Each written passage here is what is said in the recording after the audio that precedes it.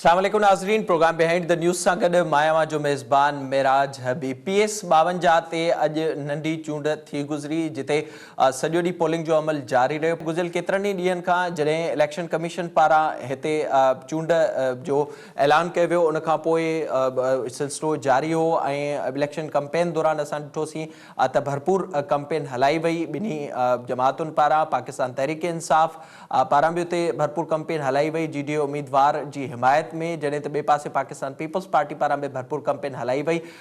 ही जेको तक ख़ाली थियो सैयद अली मर्दान शाह जी वफ़ात खां पोइ ख़ाली थियो, जंहिंखां पोइ पाकिस्तान पीपल्स पार्टी पारां उनजे पुट खे टिकट ॾियण जो फ़ैसिलो कयो वियो। त उनखां अलावा PP चेयरमैन बिलावल भुट्टो ज़रदारी पारां बि इहो ऐलान कयो वियो आहे त हू सुभाणे जशन मल्हाइण लाइ उमरकोट पहुचंदो ऐं पंहिंजे उम्मीदवार खे मुबारक ॾींदो। अॼु जो ही सॼो ॾींहुं सिलसिलो जारी रहियो। उन दौरान मुख़्तलिफ़ पोलिंग स्टेशन्स तां शिकायतूं पिणु आयूं, मुख़्तलिफ़ पोलिंग स्टेशन तां जहिड़नि जूं शिकायतूं बि आयूं। कुझु जेके कारकुन हुआ उहे ज़ख़्मी थींदे पिणु अॼु असांखे नज़र आया, जॾहिं त उनखां पोइ जीअं ई पोलिंग स्टेशन्स जो टाइम ख़तमु थियण खां पोइ ॻणप जो सिलसिलो शुरू थियो त शुरूआती तौर ते इहो महसूसु थियो पए त शायदि अॼु जा जेके नतीजा हूंदा उन में जेके ॿई उम्मीदवार आहिनि उन्हनि में सख़्तु मुक़ाबिलो थींदो। ग़ुलाम रहीम साहिब सां बि असांजी कोशिशि आहे त उन्हनि सां बि असां राब्तो कयूं ऐं सूरत हाल बाबति ॼाणींदासीं। उनखां पहिरियां असांखे हिन वक़्तु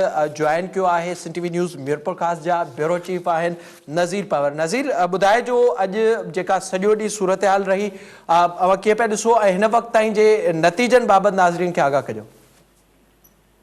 जी मेराज, तव्हांखे ॿुधाईंदो हलां त उमरकोट जे PS 52 जे जेको 128 पोलिंग स्टेशनूं जेका अॼु नंढी चूंड थी आहे ऐं उन हवाले सां अॼु सुबुह खां 8 बजे खां करे पोलिंग स्टेशन जो जेको मरहलो जेको टाइम ॾिनल हो इलेक्शन कमीशन तरफ़ां 8 बजे खां करे 5 बजे ताईं ऐं पोलिंग जो सिलसिलो जारी रहंदो। ऐं अहिड़ी तरह अॼु सुबुह जो जीअं असां सवेरे सवेरे हुते पहुता हुआसीं पोलिंग स्टेशन ते, त उन महिल असां ॾिठो त माण्हुनि जो जेको अचण जो सिलसिलो सुबुह खां ई, हालांकि एतिरी सख़्तु सर्दी हुन बावजूदि जेको माण्हुनि जो अचण जो सिलसिलो जारी हो ऐं वरी तक़रीबन 11 बजे खां पोइ तमामु माण्हुनि जी वॾे तादाद में रश रही।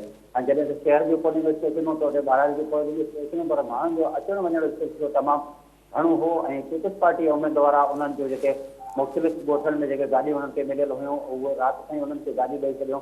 उहो सुबुह जे टाइम ते सवेरे सवेरे जी पंहिंजा पोलिंग एजेंटनि सां गॾु, ऐं पोलिंग एजेंट त पहिरीं पहुची विया ऐं उन खां गाॾियुनि ते पंहिंजा माण्हू खणी पिया, वरी ज़िम्मेदारी सां वापसि खणी पिया विया।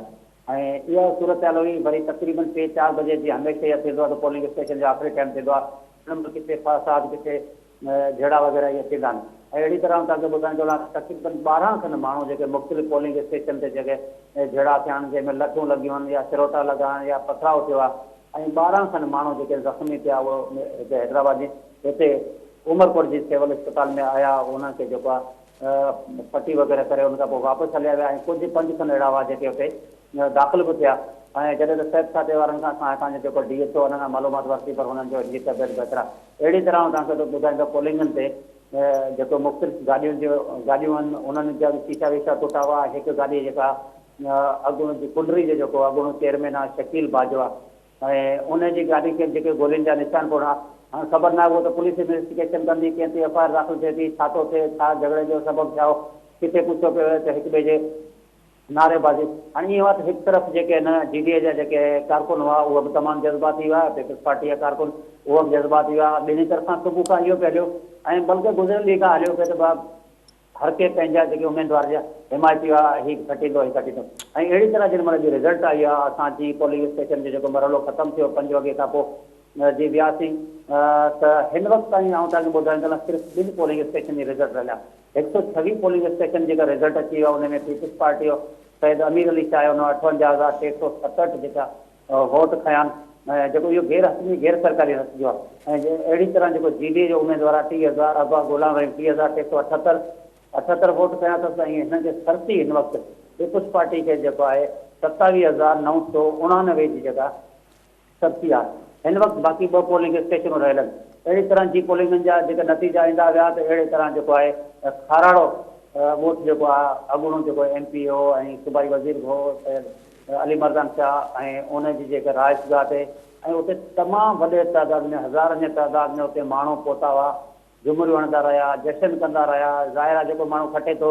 अच्छा नज़ीर इहो ॿुधाए जो ज़ाहिरी तौर ते जेका चूंड थी उन में असां ॾिठोसीं अॼु जेका सॼो ॾींहुं सूरत हाल रही अवां बि ॿुधायो पए त 12 माण्हू ज़ख़्मी पिणु थिया। उन जो चवणो त अरबाब गुलाम रहीम असां ते हमेशह इल्ज़ाम हणंदो रहियो जॾहिं खां इलेक्शन में बीठो।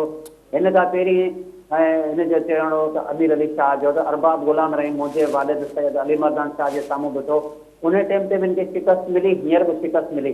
इहो सिर्फ़ु इन करे त असांजे ख़िलाफ़ जेके हिन बेबुनियाद जेके इल्ज़ाम लॻाया ऐं जेके मुख़्तलिफ़ जेके प्रेस कॉन्फ्रेंस कयूं, चयूं त धांधली जी पैदावार, मगर अॼु हितां जी आवाम अरबाब गुलाम रहीम खे इहो ॿुधाए छॾियो आहे त हीउ पीपुल्स पार्टी जो किलो आहे। शहीद मोहतरमा बेनज़ीर भुट्टो खां करे पीसी चेयरमैन बिलावल भुट्टो ज़रदारी सां नज़ीर इहो ॿुधाए जो जेको अवां अॼु जी सूरत हाल नाज़रीन जे साम्हूं रखी गुज़िरियल इलेक्शन में जेको टर्न आउट हो अॼु असांखे उन खां वधीक नज़र आयो। सैयद अली मर्दान शाह खां वधीक वोट अमीर अली शाह के मिली चुका आहिनि हिन वक़्त। ऐं जेके रिज़ल्ट्स अवां ॿुधाए पिया जेके साम्हूं अची चुका आहिनि गैर सरकारी गैर हतमी नतीजा, कहिड़ा फैक्टर्स आहिनि जंहिंमें अवां ॾिसो पिया त हिकु नओं उम्मीदवार पीपल्स पार्टी जो उहो कामयाबु थियो ऐं अरबाब गुलाम रहीम हिन वक़्तु धांधली जा इल्ज़ाम बि मड़े पियो। मजबूरी तौर ते कहिड़ा फैक्टर्स हुआ जंहिंमें कामयाबी मिली आहे पीपल्स पार्टी खे? हालांकि इहो एक्सपेक्ट कयो पियो आहे त हीउ जेको मुक़ाबिलो हूंदो सख़्तु थींदो, पर हिन वक़्त ताईं जेका सूरत हाल नज़र अचे पई उन मां वाज़े तौर ते कामयाबु लॻे पियो अमीर अली शाह, उनखे सरसी पिणु हासिलु आहे। मुक़ाबले सख़्त जी जेका तव्हां ॻाल्हि कई हो, मुक़ाबिलो सख़्तु सिर्फ़ु सोशल मीडिया ताईं हो। हर माण्हू पंहिंजो पोस्टूं रखी पियो, हर माण्हू चए पियो मुंहिंजो कैंडिडेट खटींदो। अॼु सुबुह ताईं 12 वॻे ताईं असां मुख़्तलिफ़ माण्हुनि सां मिलियासीं, चयूं पियो मुक़ाबला। मगर असां पंहिंजे हिसाब सां सर्वे तक़रीबन 3-4 ॾींहं पहिरीं मिसो ख़ासि जहिड़ो टाइम असां हिकिड़ो प्रोग्राम कयो। उन में बि असां तक़रीबन शहरनि सां आम शहरनि सां जेके वीचार वरिता उन में हिकिड़ो असांखे अंदाज़ो लॻी वियो त को मुक़ाबिलो सख़्तु कोन्हे। हाणे छाजे करे हिन वक़्तु सैयद अमीर अली शाह वधीक जो वोट कया, उनजो मेन कारण इहो आहे त हितां जो जेको सैयद अली मर्दान शाह हो हिन इलाइक़े जा तमामु घणे में घणा कम कया आहिनि। जेके शहर में इंट्रस्ट थियूं था उते जेके मेन रोड आहिनि उन खां अलावा हिते जे माण्हुनि खे रोज़गार जा ज़रिया ॾिना अथसि, या जेके बि शहर जा मसइला हितां जे माण्हुनि जा मसइला जेके बि आहिनि। ऐं सैयद अली मर्दान शाह जेको मरून ऐं उहो हमेशह हिते वेठो हूंदो, माण्हुनि सां गॾु हूंदो, फ़ोन अटेंड कंदो। अॼु असां त माण्हुनि खां पुछा वाचा कई पई। ऐं अहिड़ी तरह हिन वक़्तु जेका इलेक्शन थी आहे, अरबाब गुलाम रहीम जेको जीडीए जो उम्मीदवार हो, अरबाब गुलाम रहीम साबिक़ वज़ीर अला सिंध बि रहियो आहे ऐं पुराणो सीनियर सियासतदान आहे। ॿिए तरफ़ वरी सैयद अमीर अली शाह उनजे भेट में बिल्कुलु हिकिड़ो नओं हिकिड़ो नौजवान माण्हू आहे, नओं माण्हू आयो आहे। ऐं इहो इन करे हिकु त अरबाब जो हिन हल्के सां तालुक़ु कोन्हे, उहो हितां जी पब्लिक सां हितां जे आम माण्हुनि खां असां पुछो, हुननि चयो हिन हल्के सां जो तालुक़ु आहे कोन।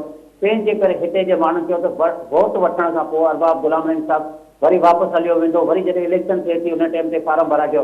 हिते तक़रीबन असां माण्हुनि सां ॻाल्हि ॿोल कई, हुननि जो बि इहो चवणो हो त अरबाब गुलाम रहीम पहिरीं सैयद अली मर्दान शाह जे साम्हूं इलेक्शन विढ़ियो, उन खां पोइ इलेक्शन खां पोइ वरी जेको हलियो वियो ऐं किथे बि माण्हुनि सां उथण वेहण जा ज़ाहिरा हर माण्हू जा नंढा वॾा कमु थियनि था।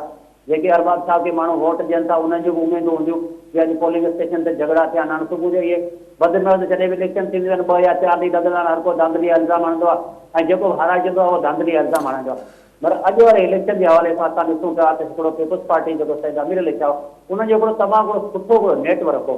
अच्छा नज़ीर हिकु ॿियो मामिलो जेको गुज़िरियल कुझु अरसे दौरान असांखे नज़र आयो, ज़ाहिरा हिते ई शाह महमूद कुरैशी जी जमात सां तालुक़ रखंदड़ वोटर पिणु मौजूदु आहे ऐं असां ॾिठोसीं ताज़ो ई जॾहिं बरसातूं थियूं ऐं उते हज़ारे माण्हू बेघर थिया त छा सम्झो पिया त इहो फैक्टर बि कमु कयो वियो आहे पाकिस्तान पीपल्स पार्टी जे लाइ? छो त ज़ाहिरी तौर ते उते जे माण्हुनि सां गॾु बीठल त नज़र आया। मेरा हिकिड़ी ॻाल्हि तव्हांखे ॿुधाईंदो रहां त आउं अॼु उमरकोट जी सिटी जी पोलिंग में न मूं विज़िट कयो हूंदो, तक़रीबन 25 खां 30 पोलिंग स्टेशन मूं विज़िट कयो। जिते जीडीए जा जेको अरबाब गुलाम रहीम साहब जेको जीडीए जो उम्मीदवार हो, जीडीए जी फंक्शन लीग जा जेके माण्हू हुजनि मूंखे किथे बि नज़र न आया। हिन जो हिकिड़ो मेन कारण हो त अरबाब साहब जेको हलियो पिए या हुन सां हिकिड़ी पंहिंजी नोड़ी बिरादरी, ही बिरादरी जा वोट कोन, ही पार्टियुनि जा आहिनि। नोड़ी बिरादरी जेकॾहिं हिते अरबाब सां गॾु हुई त हुन पासे अमीर अली शाह सां गॾु असां ॾिठो उन सां गॾु हुई। पर पीटीए जा हितां जेको लाल माली जो जेको भाउ आहे ऐं उहो बि अरबाब गुलाम रहीम जे मुख़्तलिफ़ पोलिंग ते असांखे नज़र आयो बाक़ी पीटीए वारा। मगर जीडीए फंक्शन लीग जो को बि माण्हू असांखे नज़र न आयो, जॾहिं त ज़ाहिरा हिते ही उमरकोट ज़िले जे अंदरि फंक्शन लीग जी वॾी अक्सरियत आहे, फ़क़ीरनि जी जमात जी वॾी अक्सरियत आहे, मगर असांखे नज़र न आया। हाणे ख़बर न आहे छाजे करे शाहबाब गुलाम नबी साहब खे टिकट बि मिलियो ऐं उन बावजूदि असांखे उहे माण्हू नज़र न आया। जिते पोलिंग स्टेशन ते वियासीं ते ऐं किथे सैयद सरफराज़ अली शाह मिलियो पियो त किथे डॉक्टर नूर अली शाह मिलियो पियो त किथे मुख़्तलिफ़ जेके हिननि जा जेके पोलिंगूं जिन जे हवाले उहो मिलिया पिए। अरबाब साहब जा जेके माण्हू हुआ असां तक़रीबन हाणे इहो ई अंदाज़ो लॻी वञे थो जिन पोलिंग स्टेशन ते हिकु तरफ़ पीपुल्स पार्टी जा माण्हू आहे, हिकु तरफ़ बीजे वारनि जो रेशो तमामु असांखे घटि नज़र आयो।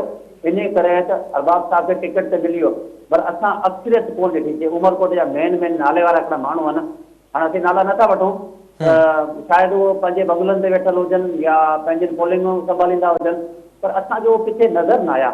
असां सुबुह खां जीअं ॾिसूं पिया सॼे शहर जे अंदरि पीपुल्स पार्टी जा माण्हू नज़र आया।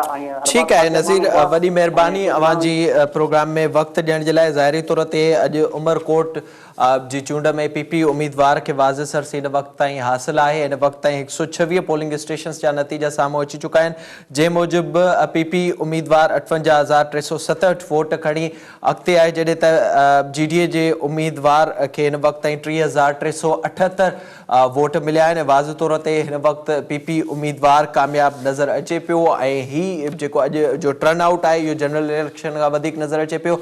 ऐं साॻे ई वक़्त में अॼु सईद अमीर अली शाह खे जेको वोट मिलियो आहे उहो 2018 जी जनरल इलेक्शन खां बि वधीक आहे ऐं अरबाब ग़ुलाम रहीम खे उन खां बि वधीक वोटनि जी सरसी तां अॼु शिकस्त मिले पई। ज़ाहिर आहे जेके हिन वक़्त ताईं जा नतीजा अची चुका आहिनि। इन तक अलावा पाण प्रोग्राम में ज़िक्र कंदासीं मुल्की सियासी सूरत हाल जे हवाले सां। वक़्तु हिकु ब्रेक जो असां सां गॾु।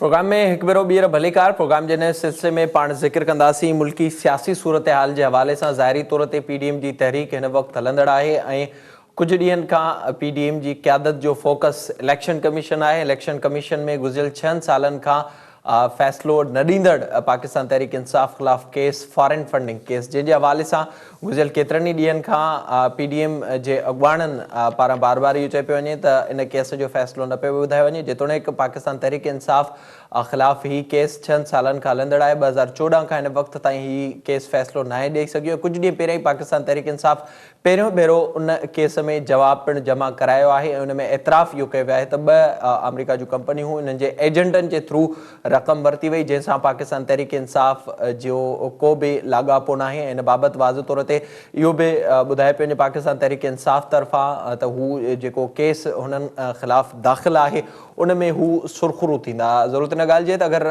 इहे सभु मामला हुआ त पोइ छो डिले कयो वियो ऐं छो 8 भेरा इहा दरख़्वास्त कई वई त इन केस खे डिले कयो वञे। इन मामले ते पाण प्रोग्राम में ॻाल्हाईंदासीं। गॾो गॾु पीडीएम जी तहरीक जे हवाले सां अॼु बि स्टीयरिंग कमेटी जो अहम इजलास थियो। उन में सुभाणे जी हिकमत अमली जोड़ण लाइ पिणु अहम फ़ैसिला कया विया आहिनि, जॾहिं त एहतिजाज जो शेड्यूल पिणु हिकु भेरो ॿीहर जारी कयो वियो आहे, जंहिंजी शुरूआति हिकु भेरो ॿीहर कराची खां थिए पई ऐं 21 जनवरी ते कराची में मौलाना फज़लुर रहमान जी क़यादत में इसराइल मुर्दाबाद मार्च पिणु कयो पियो वञे। उन में पीडीएम जी क़यादत शिरकत कंदी। उन खां अलावा ॿियनि शहरनि जे लाइ बि अॼु शेड्यूल जारी कयो वियो आहे, जॾहिं त हुकूमत इन सॼे मामले ते पीडीएम खे एहतिजाज करण जी इजाज़त ॾिनी आहे। पहिरियों भेरो रेड ज़ोन में एहतिजाज जी सुभाणे थींदो ऐं पीडीएम जो इहो ई मुतालबो आहे त इन केस जो रिज़ल्ट अचणु घुरिजे। उन हवाले सां ख़बरूं इहे बि अचनि पियूं त इलेक्शन कमीशन बि कुझु ई ॾींहंनि में इन बाबति को नतीजो ॾींदी। इन सॼे मामले ते पाण प्रोग्राम में ॻाल्हाईंदासीं। उन खां पहिरियां छो त ॿुधूं था मौलाना फज़लुर रहमान जो इन बाबति छा चवणो, छो त ॾिसो जिस जुर्म का एतराफ़ हो चुका है उसका इलेक्शन कमीशन फौरन फैसला सुना है। मजीद ताख़ीर से शुकूक शुबहात पैदा हो रहे हैं। कौम को इस तज़ब्ज़ुब से निकालने के लिए इस पार्टी के ख़िलाफ़, इसकी क़यादत के ख़िलाफ़ फैसले में ताख़ीर क्यों की जा रही है। कभी तो एक इलेक्टेड वज़ीर आज़म के ख़िलाफ़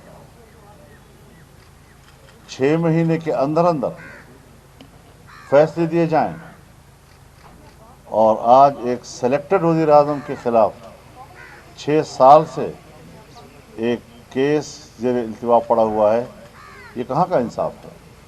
जी नाज़रीन, मौलाना फज़लुर रहमान जी ॻाल्हि ॿोलां ॿुधी सुभाणे इलेक्शन कमीशन जे ऑफिस आॾो एहतिजाज करणु वञे पई पीडीएम जी क़यादत ऐं कारकुननि खे पहुचण जो पिणु चयो वियो आहे, जंहिंमें मौलाना फज़लुर रहमान ऐं मरियम नवाज़ शिरकत कंदा, जॾहिं त पाकिस्तान पीपल्स पार्टी जो पारां उन जी क़यादत पारां शिरकत न कई वञे। बिलावल भुट्टो ज़रदारी सुभाणे पहुचंदो उमरकोट, जिते हू पंहिंजे ज़ालनि सां मिलंदो ऐं कामयाबु थींदड़ उम्मीदवार खे मुबारकबाद ॾींदो, जॾहिं त ॿी जेका क़यादत आहे पीपल्स पार्टी जी उहा उते शिरकत कंदी। इन सॼे मामले ते पाण प्रोग्राम में ॻाल्हाईंदासीं। मूंखे वीडियो लिंक ज़रिए जॉइन कयो आहे सीनियर साफ़ी ऐं तजनिगार राना मुबशिर साहब। राना साहब अस्सलाम वालेकुम। वालेकुम सलाम।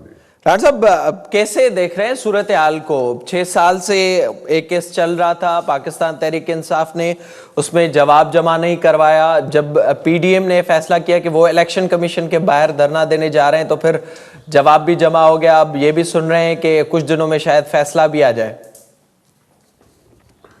हाँ देखिए, प्रेशर टैक्टिक्स हैं और ऑपोजिशन का काम है प्रेशर टैक्टिक्स उसको अडॉप्ट करना, और इसमें कौन सी ऐसी बुरी बात है? मेरे नहीं ख्याल कोई बुरी बात है इसमें। और ऑपोजिशन वालों के, अब जब हुकूमत ऑपोजिशन में थी तो इसी तरह वो भी प्रेशर टैक्टिक्स इस्तेमाल करती थी। तो अगर इस वक्त ऑपोजिशन ने अगर प्रेशर टैक्टिक्स इस्तेमाल किए हैं, so there is nothing wrong with it, बड़ी अच्छी बात है। ऑपोजिशन का काम है ये। और जहाँ पे नहीं काम हो रहे या जहाँ पे प्रॉब्लम्स हैं, जहाँ पे इश्यूज हैं, जहाँ पे स्टेलमेट हो गया है, जहाँ पे जनाब कुछ चीज़ें जो रुक गई हैं या उन चीज़ों के उस पर कार्रवाई नहीं हो रही, तो ऑपोजिशन का काम है। हर जगह उस पर इसी तरह होता है, हर हुकूमत में ऐसे होता है, हर दौर में ऐसे होता है। और अगर इस वक्त ऑपोजिशन ने अगर कोई काम कर दिया है तो there is nothing wrong with it. And if there was something pending from the last like so many years, so अगर किसी ने कर दिया है और अपोजिशन इसमें मिल के बैठ के उन्होंने प्रेशराइज करके एक हुकूमत से काम करवा दिए, तो nothing is wrong with it. अच्छा, इसमें राना साहब थोड़ा सा ये बताइएगा, अब जिस तरह से सूरत हाल गुज़िश्ता कुछ दिनों से नज़र आ रही है, ज़ाहिर अब ये गुज़िश्ता कितने अरसे से चल रहा था। जैसे आपने कहा कि जो प्रेशर टैक्टिक्स इस वक्त इस्तेमाल कर रही है अपोजिशन, तो क्या इसमें कुछ हासिल होने वाला है पीडीएम की क़यादत को, या फिर आप समझते हैं कि ये ऐसे ही मामला आगे चलता रहेगा और डिले टैक्टिक्स इस्तेमाल की जाएंगी इसमें मजीद? देखिए, एज सच अगर कहा जाए कि ऑपोजिशन को या पीडीएम को कुछ मिलने वाला है, तो वहां पे मेरी थोड़ी सी रिजर्वेशंस होंगी। मेरा नहीं ख्याल कि पीडीएम को कुछ मिलने वाला है एज सच। हाँ, ये जरूर है कि जिस तरीके से फॉर ग्रांटेड लिया जा रहा था ऑपोजिशन को, वो नहीं लिया जाएगा। और जो अपोजिशन है वो अगर ये प्रेशर टैक्टिक्स इस्तेमाल करेगी, और जिस तरह आहिस्ता आहिस्ता इसका मोमेंटम बिल्डअप होता जा रहा है अपोजिशन का, पीपल्स पार्टी वाले भी वो आपने सवाल नहीं किया, लेकिन वो डिफरेंट तरीका है उनका, स्ट्रेटजी डिफरेंट इवॉल्व किए हुए हैं as far as the PDM platform is concern. वो डिफरेंट तरीके से चल रहे हैं, लेकिन आहिस्ता आहिस्ता ग्रेजुअली ये जो प्रेशर माउंट किया जा रहा है हुकूमत पे, उसका डेफिनेटली असर होगा और उसमें डेफिनेटली उसके समरात मिलेंगे अपोजिशन को। लेकिन अगर ये कहा जाए कि हुकूमत गिर जाएगी, वो उस पर मेरी रिजर्वेशंस है।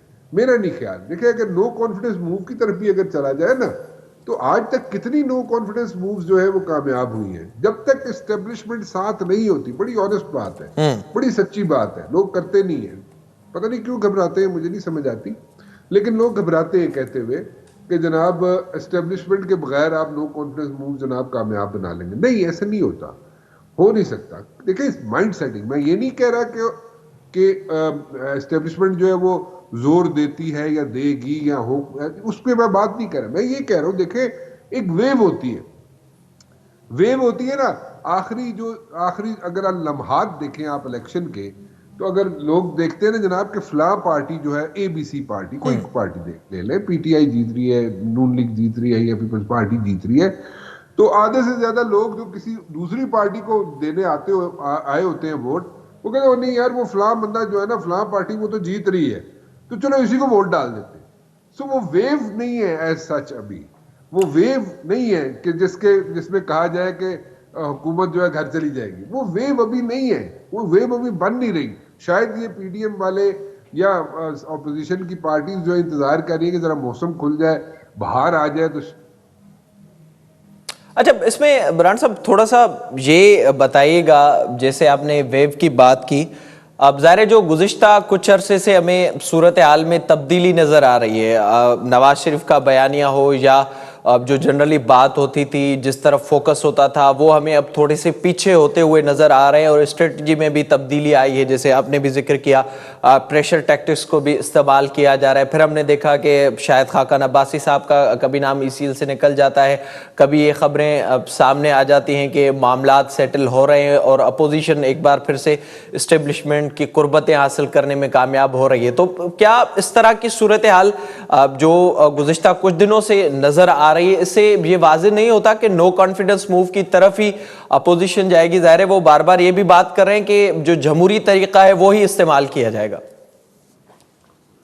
دیکھیں نا جی، اگر جمہوری طریقے کے علاوہ کوئی طریقہ اڈاپٹ کریں گے تو وہ تو سیدھی سیدھی بات ہے، اس کو پتہ نہیں ہچکچانے کی کیا بات ہے، وہ تو سیدھی بات ہے۔ جمہوری طریقے کے علاوہ جو طریقہ وہ تو یہ ہے کہ جی مارشل لا لگوا دیں، ٹھیک ہے، مارشل لا تو لگنا نہیں ہے، ٹھیک ہے، اگر مارشل لا لگنا ہوتا تو میرے خیال میں کئی ایسی سٹیجز آئی تھی اس وقت لگ چکا ہوتا، لیکن میرے خیال میں باجوہ صاحب جو ہے وہ مارشل لا لگانے کے موڈ میں نہیں ہے اور نہ وہ لگانے چاہتے ہیں، کیونکہ باجوہ صاحب جو ہیں ایسے ایک آرمی چیف ہیں جو کہ کھل کے کہتے ہیں کہ میں ڈیموکریسی کے پیچھے کھڑا ہوں، جمہوریت کے پیچھے کھڑا ہوں۔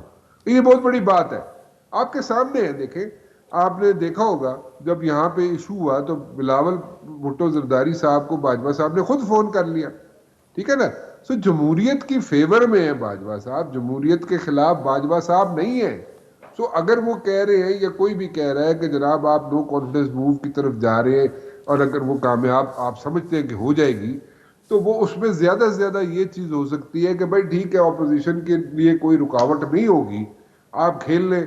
آپ نے اگر نو کانفیڈنس موو اگر آپ اپنے سر پہ اپنے کندھوں پہ لے کے چل کے آپ کامیاب کر سکتے ہیں تو کریں، اسٹیبلشمنٹ کوئی آگے اس میں انٹرفیئر نہیں کرے گی۔ This is what the meaning is, this is exactly what I can take as a journalist. اور باقی رہ گیا کہ جناب یہ نو کانفیڈنس موو سے کوئی اس کے اثرات ہوں گے نہیں ہوں گے، کچھ نکلے گا نہیں نکلے گا، اچھا ہے، دس از پارٹ آف ڈیموکریسی جی، کانسٹیٹیوشنل کام ہے۔ اگر نو کانفیڈنس موو کامیاب ہو جاتی ہے، زندگی میں پہلی دفعہ پاکستان کی ہسٹری میں پہلی دفعہ کامیاب ہو جاتی ہے، تو اس سے بڑی تو بات ہی کوئی نہیں ہوگی۔ سر پر برہان صاحب اس میں بھی مسئلہ یہاں پر آ رہا ہے نا، جیسے آپ نے ذکر کیا نو کانفیڈنس موو کے حوالے سے، ہم نے دیکھا جب اب انہی لوگوں نے سینیٹ چیئرمین کو ہٹانا چاہا تو کیا ہوا؟ ان کے آپس میں ہی جو لوگ تھے وہ دور ہو گئے اور جا کر کامیاب کروایا۔ صادق سنجرانی صاحب ابھی تک اس وقت تک موجود ہیں۔ ظاہر ہے وہ پھر اپوزیشن نے یہ وعدہ بھی کیا تھا قوم سے کہ وہ لوگ سامنے آئیں گے، پر ابھی تک وہ نہیں آ سکے۔ پھر بات یہ بھی ہو رہی ہے کہ سیاست میں مداخلت نہیں ہونی چاہیے، جو بار بار بات کریں، تو اس طرف اگر صورتحال جاتی ہے تو اس میں بھی ظاہر ہے پھر پی ڈی ایم کے بیانیے کی ہی کامیابی ہے نا۔ دیکھیں، آپ نے ایک میں پچھلے جو سوال تھا اس میں سے ایک چیز کہنا بھول گیا، آپ کے سوال کا آنسر دینا بھول گیا، معذرت چاہتا ہوں۔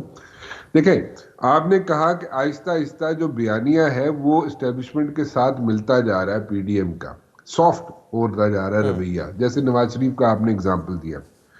نواز شریف کا صاحب کا اگزامپل بھی ٹھیک ہے، اس کے علاوہ کئی چیزیں ایسی ہیں، جیسے زرداری صاحب کے کیس تھے، ٹھیک ہے جی، جے آئی ٹی بنی 3 مہینے کے اندر، جے آئی ٹی کے اندر میں نے آپ کے پروگرام میں کہا تھا سب سے پہلی مرتبہ، اگر آپ کو یاد ہو، میں نے کہا تھا کہ آصف زرداری صاحب کے کیسز جو ہیں وہ ٹرانسفر ہو جائیں گے سندھ میں، کیونکہ جے آئی ٹی آئی رپورٹ بنی، فریال بی بی کے کیسز، آصف زرداری صاحب کے کیسز، وہ سارے انہوں نے فیڈرل گورنمنٹ میں جا کے یعنی کہ مرکز میں آ کے ان کو ٹرائل شروع کر دیا۔